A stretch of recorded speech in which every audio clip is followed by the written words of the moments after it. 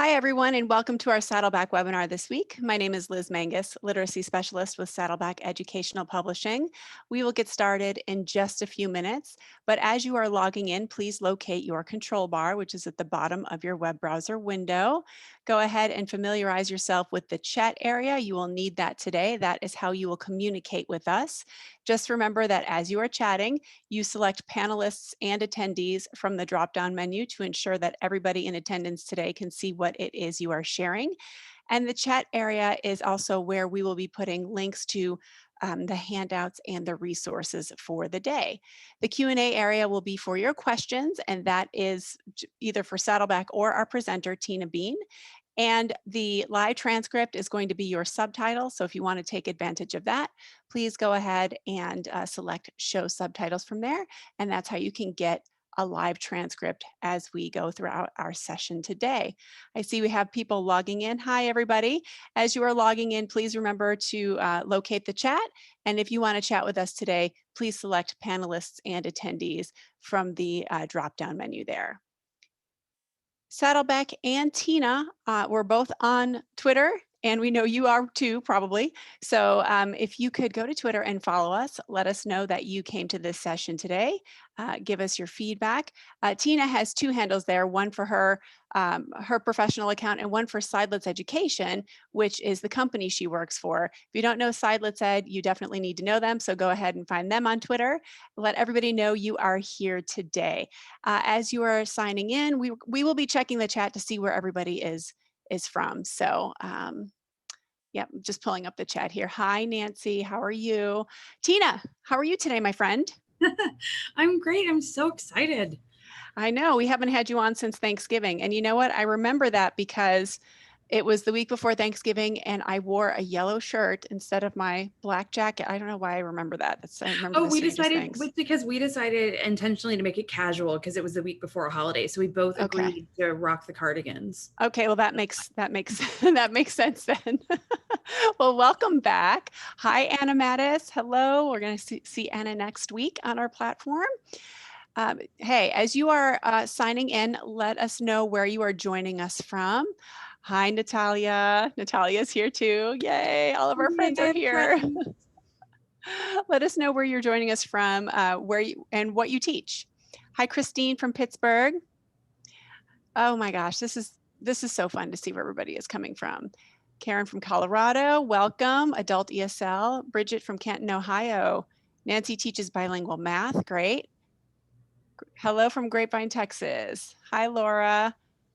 Hi, Maria. Jennifer from Alberta. Scott from Flower Mound. Got a lot of North Texas joining us today. Welcome. Okay, we've got just a couple more minutes before we get started. One more minute exactly. Hi, Graham. Nice to see you. Hi, Jill. Wonderful. An instructional specialist for social studies from Houston, Jill Cole, is joining us today. So this is perfect. Hi, Vera. Nice to see you again.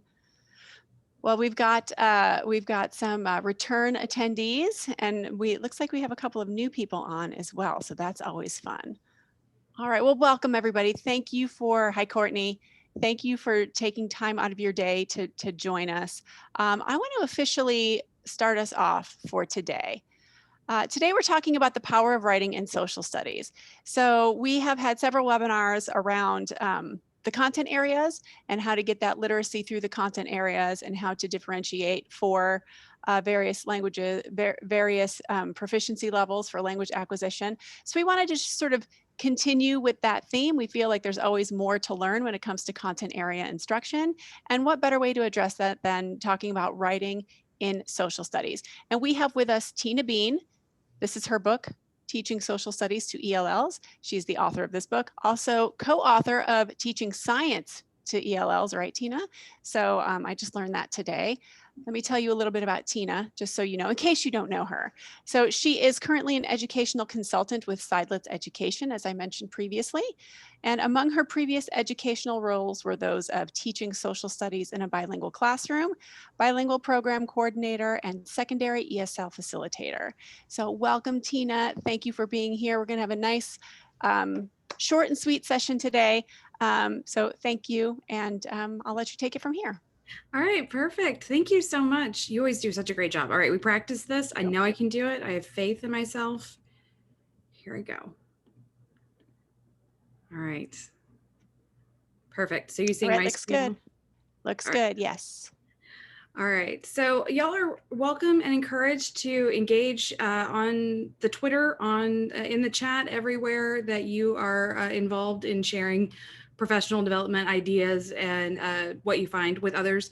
We would love to interact with y'all during the session and after. I'm getting much better at Twitter. It's been something I worked on this last year. So please connect with me and help me grow my network, as they say, as we go through our time together today. So we have some pretty straightforward objectives for today's session. Like Liz says, we're going to keep this one a little bit shorter. I'm astounded that you made it here today, because I know there is so much going on. We have incredibly important holidays. We have incredibly serious global events happening. There's state testing. There's some end of school, so much going on. So those of you who were able to join us today, I just want to thank you for your time. Those of you who registered and are watching this later, I want to congratulate you on registering for a webinar, getting the recording, and then actually watching it, because I struggled to make it through all 3 of those steps, and you're awesome. So during our time together today, I'd like for us to examine the power of writing in social studies to facilitate intellectual and emotional growth. That's it. Just examine why writing is so powerful and how it helps us facilitate intellectual and emotional growth. In terms of language, I'd like to communicate with you, which is a little bit hard to do in a webinar where we can't necessarily do like breakout rooms and things like that. But I do want to encourage you to communicate with our written chat responses and to encourage each other via the chat today and connecting with each other on Twitter and other places after this. Before I go any further, I just want to give a shout out to Liz, who's been doing this, I think, every week for a year, and the rest of the Saddleback team who is behind the scenes. Amber and everybody else works so hard to bring these webinars to us and give us this place where we can come together and find some strategies and meet some like-minded people. So just so grateful for Liz and everything she does, and for the rest of her team. So thank y'all so much for letting me do this today. So I chose the topic of writing in social studies and why that is so incredibly powerful. And I really want to get into that, but I want to start by trying to showcase some ways that you can facilitate engagement even when you're in maybe a virtual setting and you can't have your students calling out to you. I'm going to try to model that throughout our time together. So before I do anything else, I just want you to make sure you've got some scratch paper near you so you can take down a couple of notes. And the first thing I want you to do is just pick one of these numbers. So I'll give you just a second. Don't overthink it.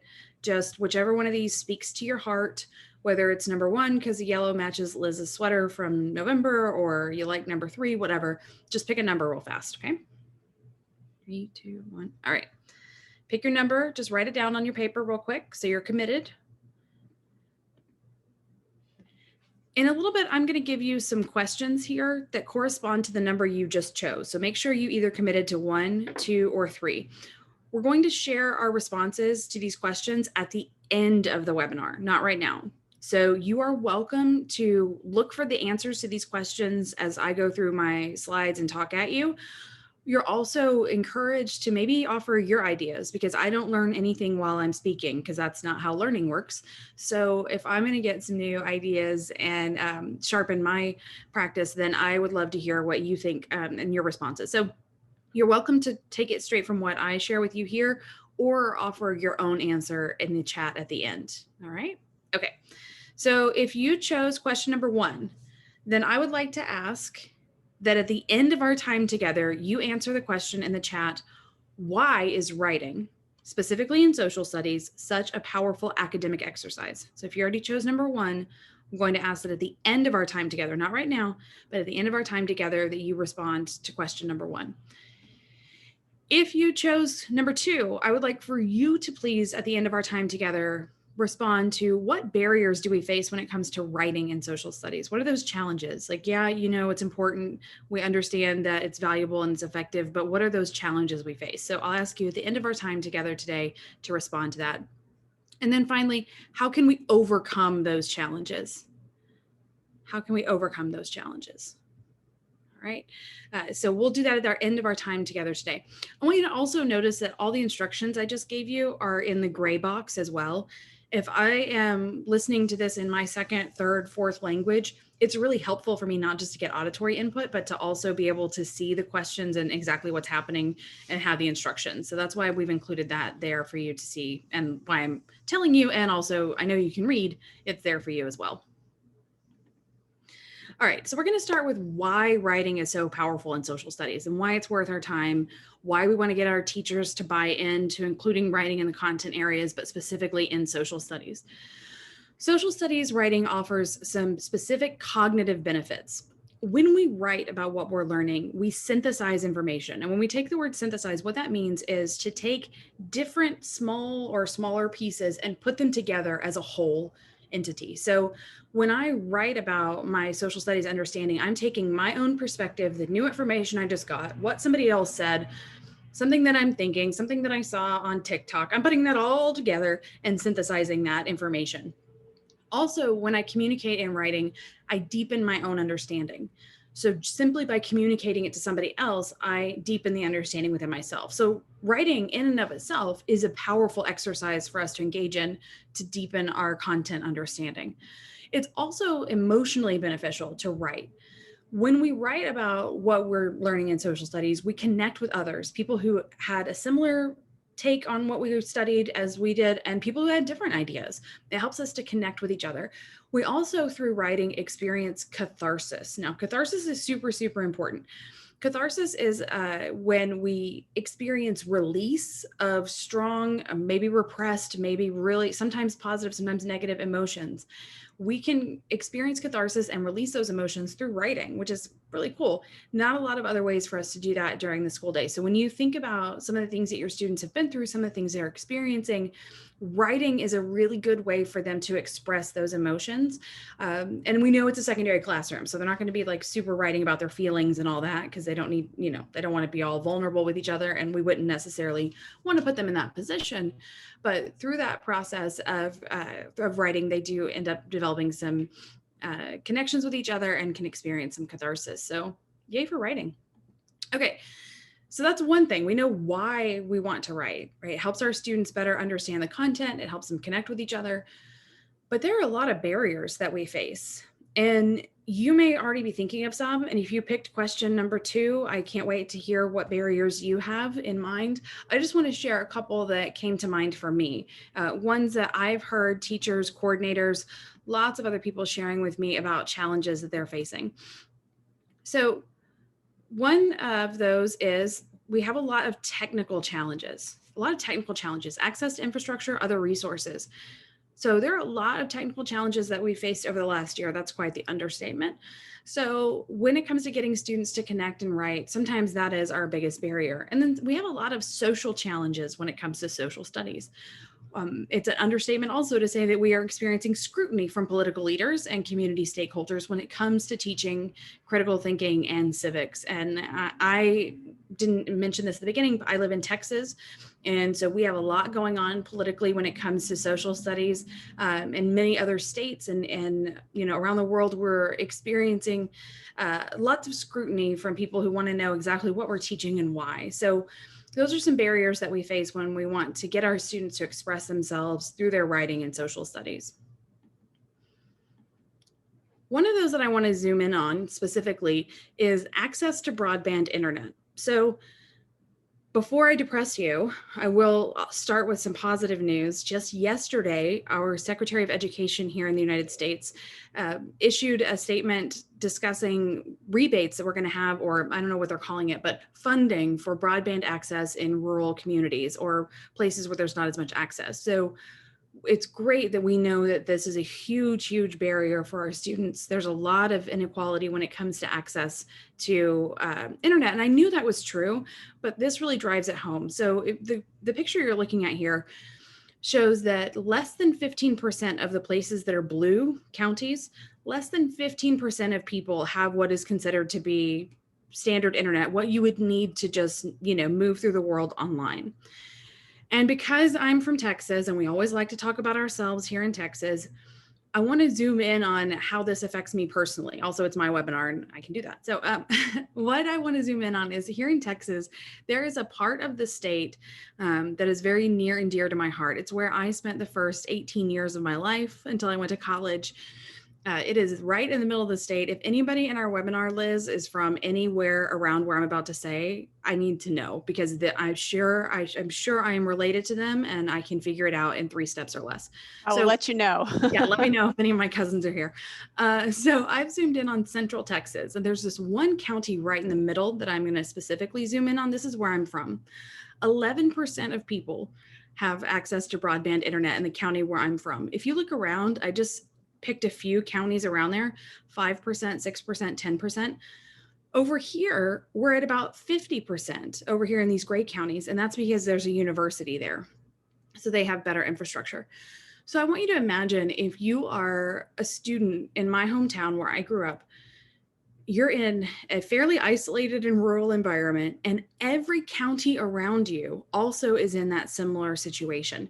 You can actually drive up through the almost all the way up through the Midwest and stay in these blue counties all the way up, like through Oklahoma, Kansas, Nebraska. And when we're in those environments, we don't have access to the same resources and opportunities as we do in the districts where we're more connected. So specifically, broadband access is a huge problem that many of you are aware of, but I've linked this data, which is brand new, it just came out a couple of days ago.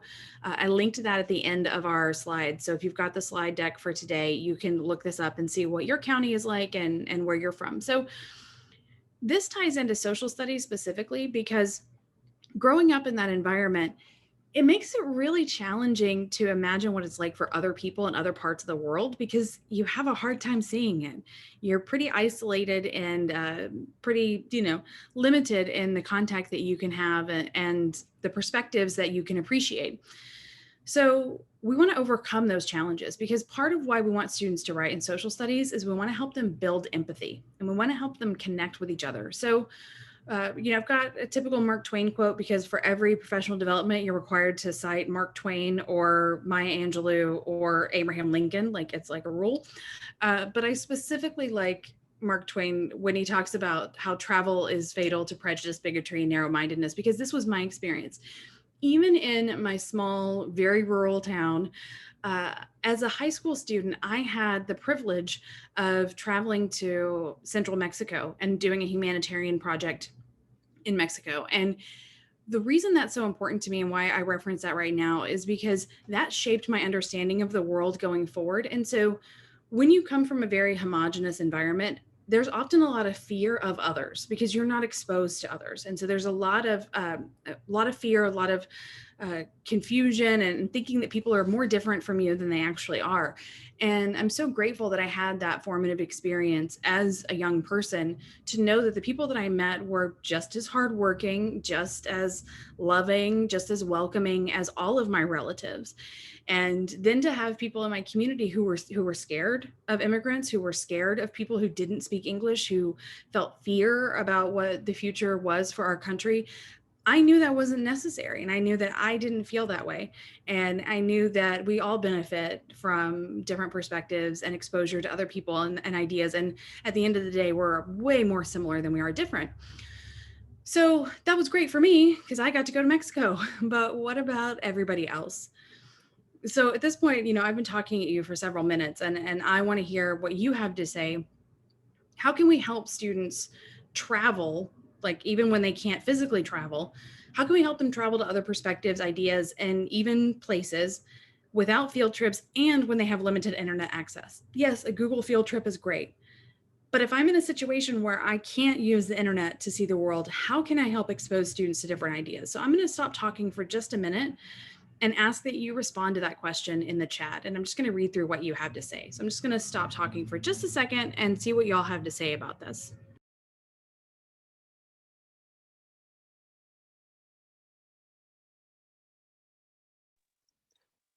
I'm loving the answers that we have so far.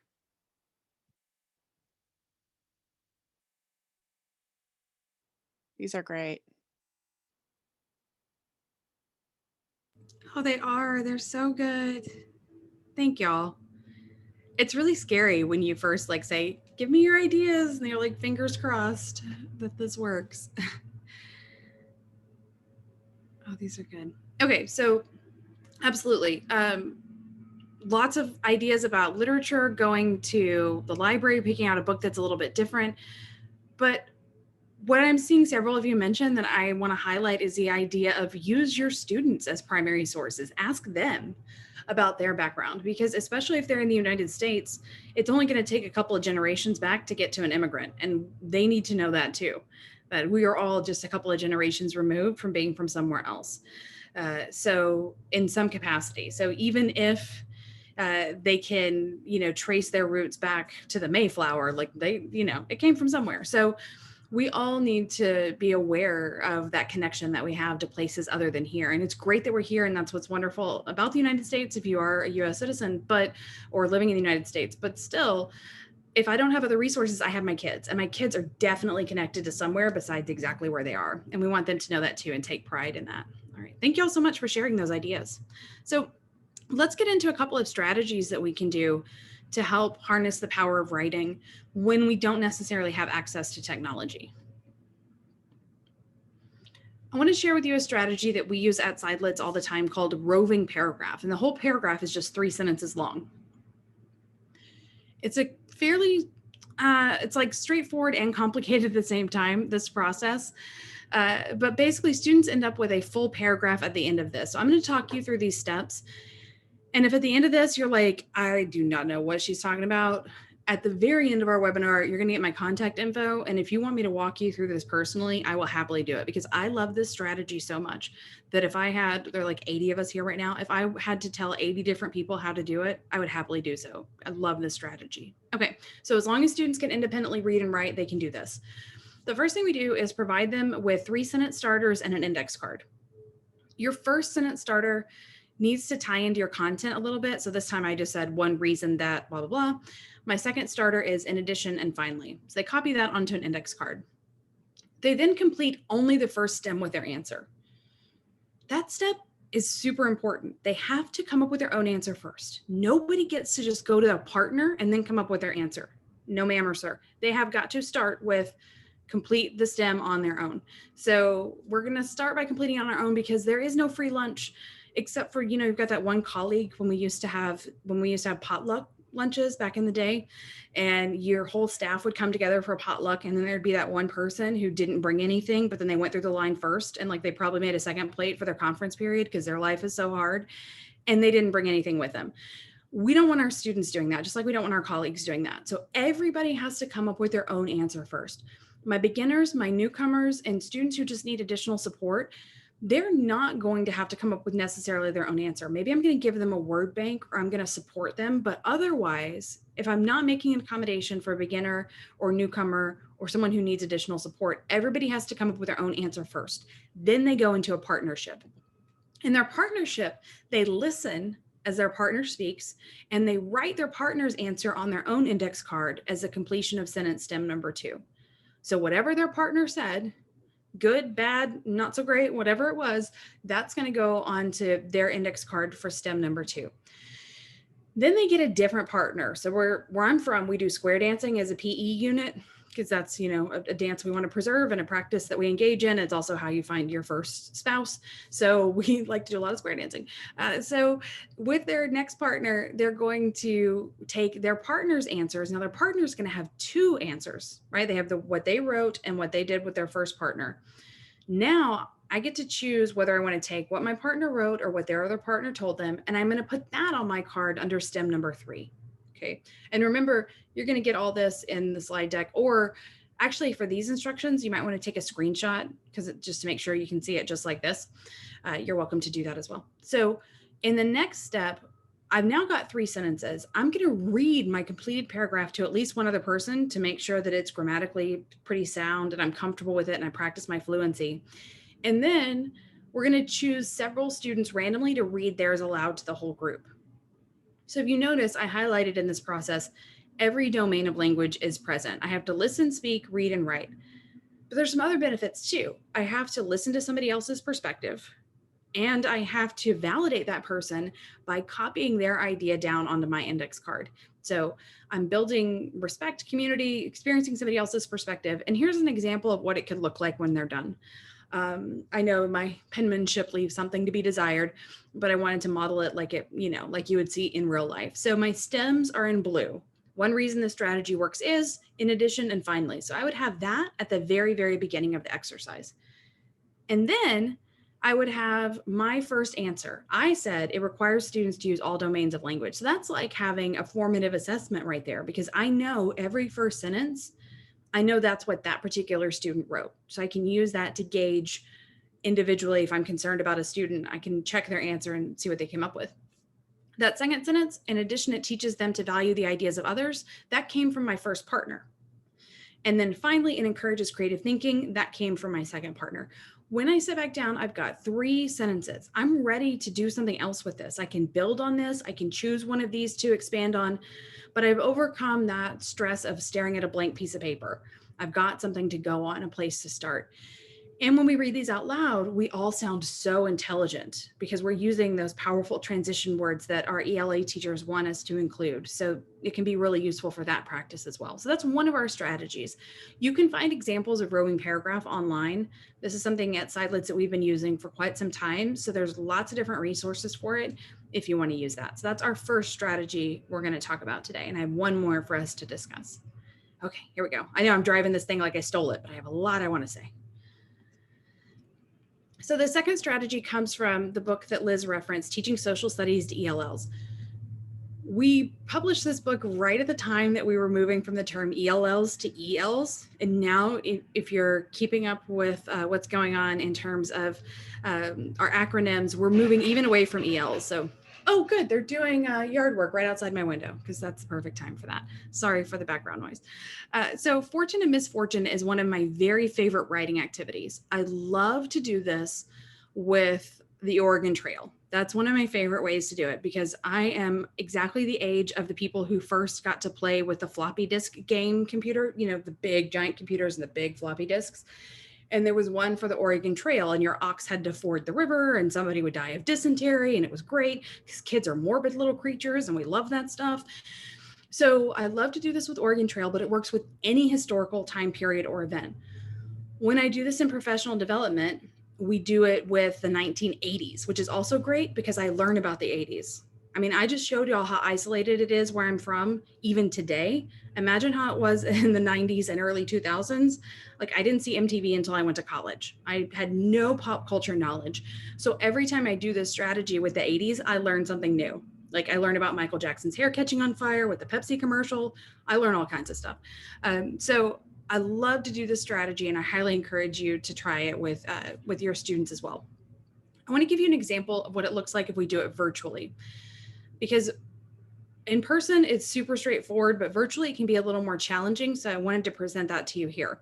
So how I would do this when I do it virtually is put students into breakout rooms to write a positive sentence and a negative scenario on Jamboard is how I've been doing it, and come up with something that would be great if it happens and it fits with what happened historically in that time period, and something that is, oh, that's pretty negative. All right. And then we transition that into a writing activity. So let me show you an example from a recent Jamboard. This is what it looked like for a group that I did this with recently. It's important to note that if you do this strategy, there will be times that students put incorrect information on here. Like if you notice our top right-hand corner, from what I can see, talks about the death of Princess Diana. Like even I know that didn't happen in the 80s. Even I know that one. So I would make sure not to highlight that idea. I don't have to call out that it's incorrect. I just don't want to promote that for the whole group. So we right now have a collection of very positive things and very negative things that could happen at any point in this time period. For the 80s, this is what we would have. For the Oregon Trail, I might, find a herd of deer, or I might get, bit by a snake, whatever. So when I've got all those together, I then take my students through a writing activity. And here's what it ends up looking like. It ends up looking like a whole letter or a diary entry that they've written where they have scripted out what could happen in relation to these particular events. And everybody's story ends up a little bit different. So some guidance for how they write. We want them to write as long as they can. We encourage them to abbreviate, combine languages, whatever they want to do to express themselves. This is not about judging their writing. It's about the spirit and the mindset and appreciating other perspectives and just getting them in the place of feeling like they are there for what's happening. Because if they can't connect to the event, the information's not going to stick for them. Students have to connect with what we're doing in order to retain the information. We are incredibly egocentric as adolescents and as children. If it doesn't connect to us, we don't retain it. Everything that happened before we were born is prologue that led up to our majestic existence. So we need an activity that helps them feel like they're there. Legibility, negotiable. As long as you can read your writing, you're good. And we try to match the pace of the group. Now, some kids are going to write a page and a half. Some kids are only going to write 3/4 of a page. That's perfectly fine. But what about my newcomers and my beginners? Because this is not an activity that's appropriate to ask a student who is at the earliest stages of English proficiency to generate their own writing in this fast-paced format. I'm so glad you asked. For every event that I choose as the teacher, now this could be, I can be choosing them actually randomly, or if you're like me and you're a little bit of a control freak, it looks random, but I already know what I'm going to say. For that strategy, you just hold up the Post-it note like this and you're like, oh yeah, this group said blah, blah, blah, great work. I just say whatever I want. So when I do this activity, I write at the same time. So I say, okay, our first event is the fall of the Berlin Wall, right? I have them start with an intro. And then my first event is the fall of the Berlin Wall. My second event is Prince Charles and Lady Diana's wedding. My third event is that I got birthday money. Everybody's writing is going to feature those 3 events, but they all put their own spin on it. They all have their own tone, their own audience, and their own interpretation. Newcomers, beginners, and early intermediate stage students get to copy my writing exactly. Now, some kids are going to clutch their pearls and say, that's not fair. Their 3 favorite words, right? I like to tell them what my dad says. Fair. There are pigs at a fair. Y'all see any pigs here? Life's not fair. But if that message doesn't get across, just the idea that you're providing differentiated instruction in your room because that's what students need and deserve. And you want them to be grateful that they have that opportunity in your room. And when this particular student who thinks this isn't fair, when they need some support, you're going to be there for them too.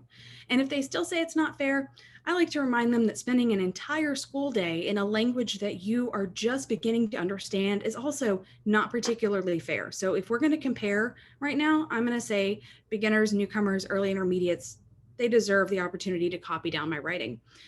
It's also great because when we go to the next step and we read our writing out loud, every student has a writing sample. Now, if I'm a beginner or newcomer English learner, I don't know what most of these words are. I've never heard about Aquanet, but I'm practicing, right? And I'm doing my best and I'm engaged with my classmates and I'm just having the opportunity to read fluent writing. And that's a great outlet for them too. And it's an important exercise. So everybody completes their writing. And then virtually it would look like this. We would go into a breakout room and then we would tell them how they're going to share.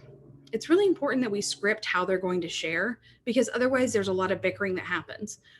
We're talking mostly about secondary today. So that bickering is like, oh, why do we have to do this? I don't know. You go. No, you go. No, you go. Oh, why do we have to do this? And then time's up. If we were working with smaller students, it would be like, I'm going first. No, I'm going first. Like, you went first last time. No, Sally went first last time. And then somebody cries and they don't do it either. So we're just going to eliminate that whole thing. And we're going to tell them exactly who's going to share in what order. So longest to shortest hair. There we go.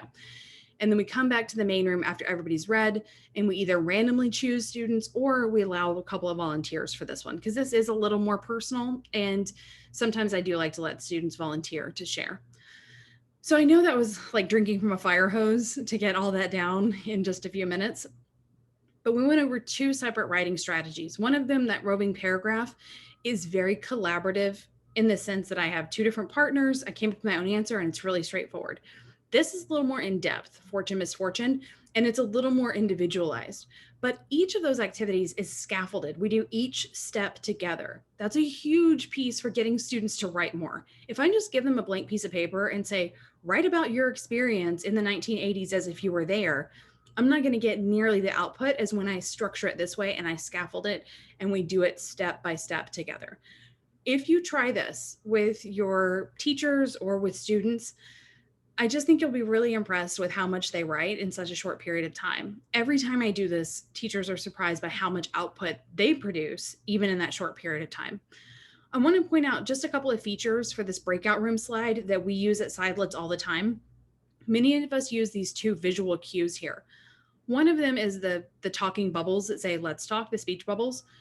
Those are super useful because that's a visual cue for my English learners who maybe have a hard time putting up with all this auditory output. I mean, those of you from Pennsylvania and other people in the Northeast, I didn't see where everybody was from. You're fine with my rate of speech, but here in Texas, I get a lot of feedback of like, whoa, hold your horses, slow down. So those visual cues are super helpful when you can't keep up with the pace of my speech. There's also a camera in the bottom corner, which we have to tell kids what that is because they don't know about standalone cameras. That's an artifact from the past.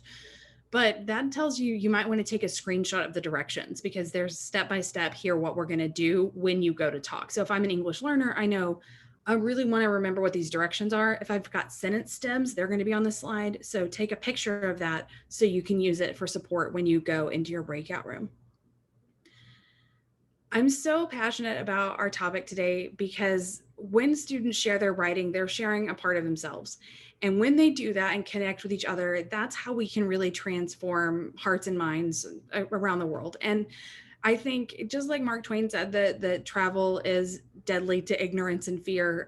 So is connecting this way and exploring the past, the present, thinking about what we want for our future. It really all comes down to connecting with each other. And I'm so grateful for the support that you provide for your students in making that happen and the value that you place on this content area. And I know you do value it because you're here today. And I just thank you so much for what you do. So what I want to do now is think about that question that you started with at the very beginning. If you could, in the chat, go ahead and share your response and put your question number with your response. And I'll give you guys just a couple of minutes to do that. Would you please respond to one of these, whichever one you said you were going to answer at the beginning today, and put your number as well. Please answer using a complete sentence because we write the way that we speak and we speak the way we think. So if we want to improve students' writing, then we also want to encourage them to speak using complete sentences and write using complete sentences. So all of those things are connected.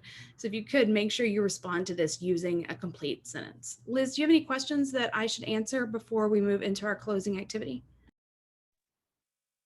So one question that we don't have any questions that came in during the course of the presentation yet, but as everybody's writing down their final reflection, if you do have questions, please go ahead and drop those into the Q&A.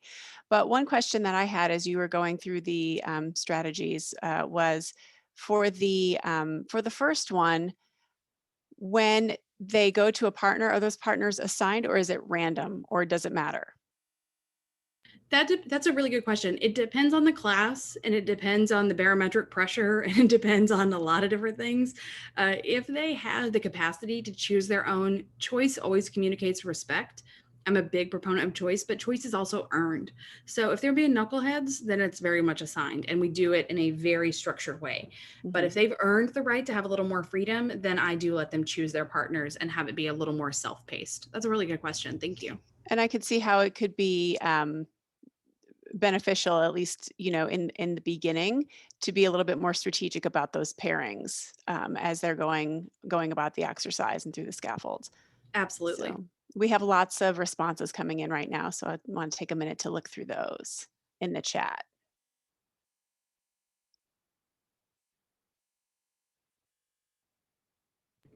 I'm so impressed with these responses. Yeah. We could probably actually address a couple of these as well in Q&A time, just as conversation points, even if they're not real questions. I think they merit some discussion. I think Courtney just asked a really good question about for roving paragraph, what do you have students do if they have the same response? Because that happens. Oh, yeah. What I have them do is in that moment, you and your partner work together to come up with a new response and you both write that new response down. So if you come together and yours looks the same, then you take a second to come up with, okay, what's another idea? And we both write that down. Thanks for asking that one.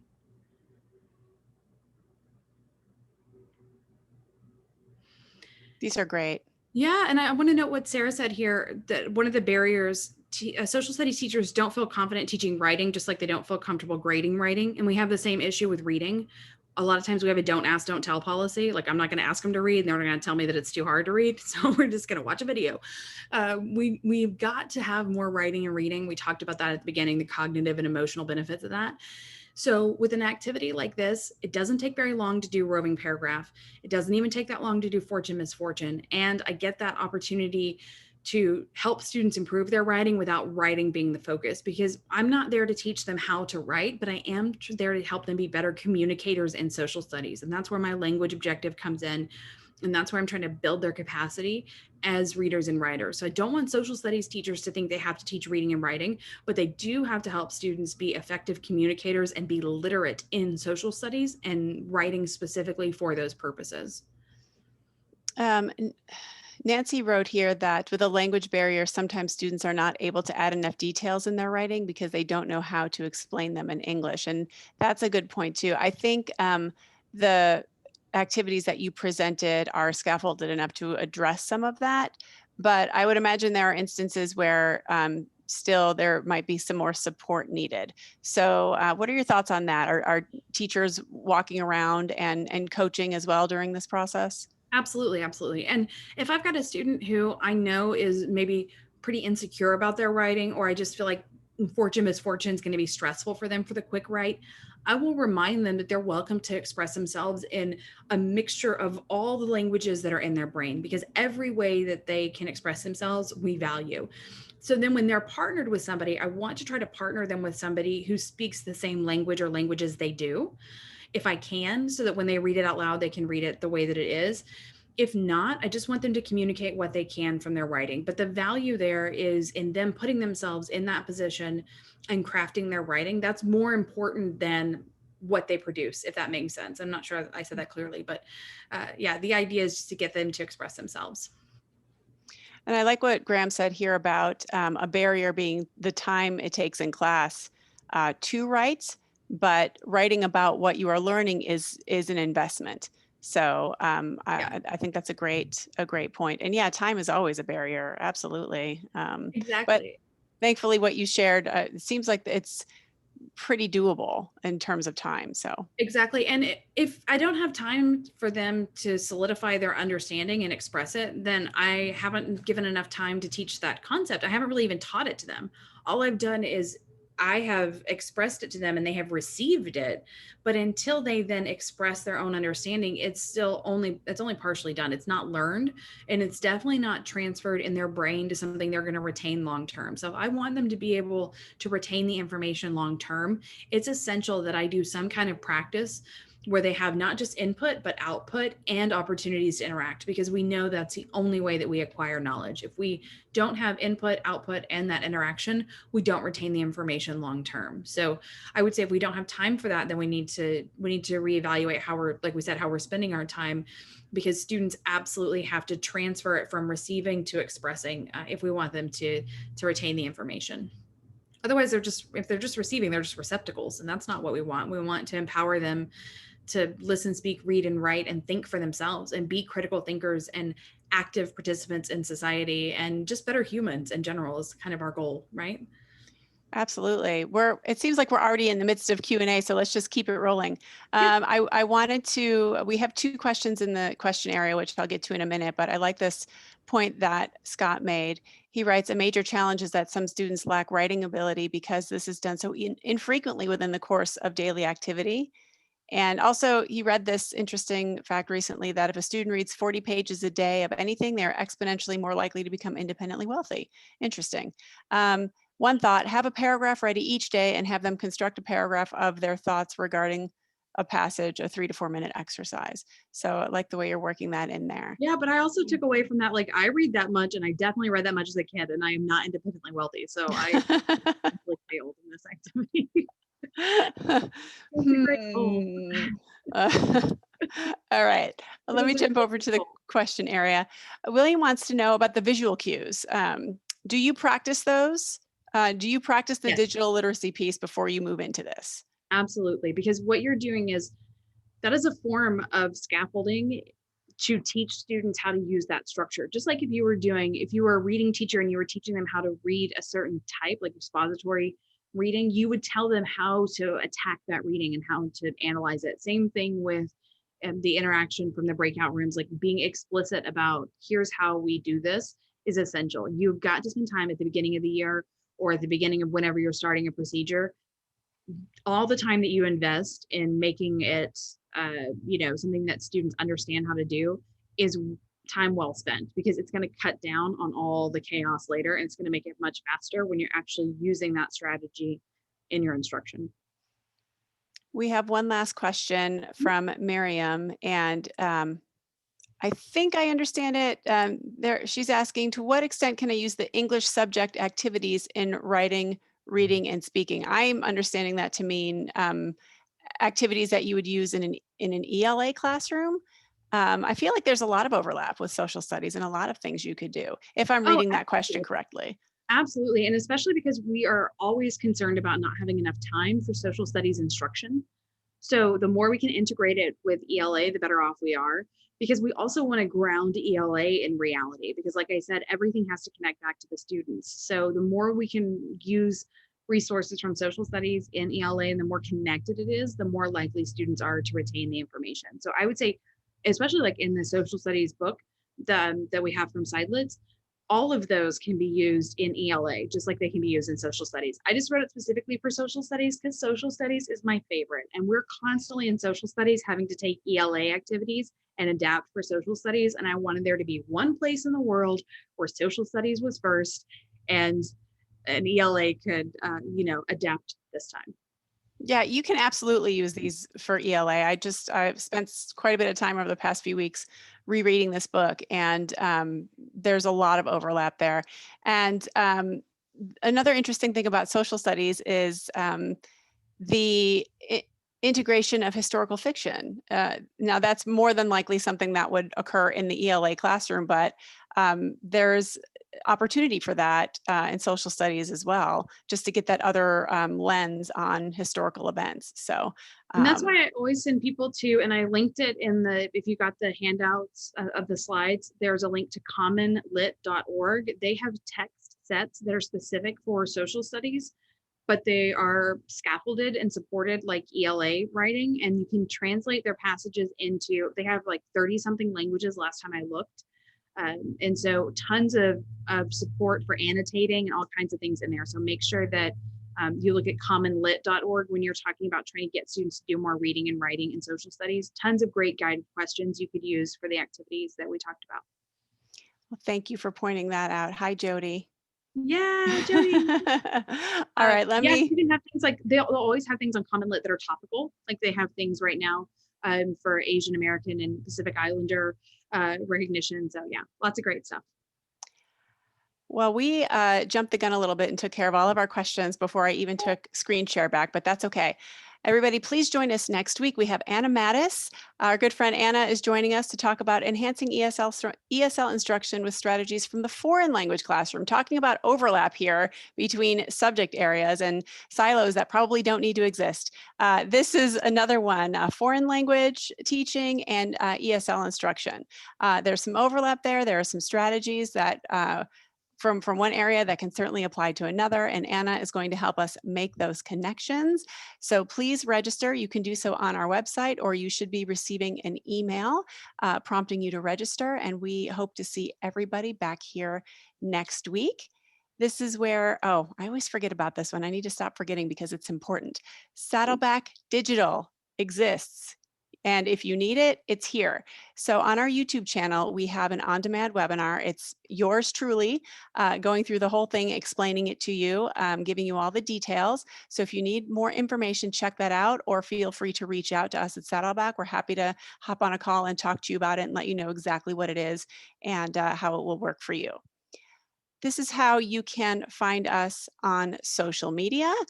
We are everywhere you are, pretty much. So find us, follow us, check out the YouTube channel for all of our previous webinar recordings. And thank you so much, Tina, for your time in putting together this session today. Let me check the chat, make sure there are no more questions yet. We are good. We're all set. Thank you, Tina. I appreciate your time. And thanks to I all of love you. that. Thank Thanks you. to all of you for coming. We are just always so honored that you spend part of your day with us. And we will see everybody here again next week. Take care.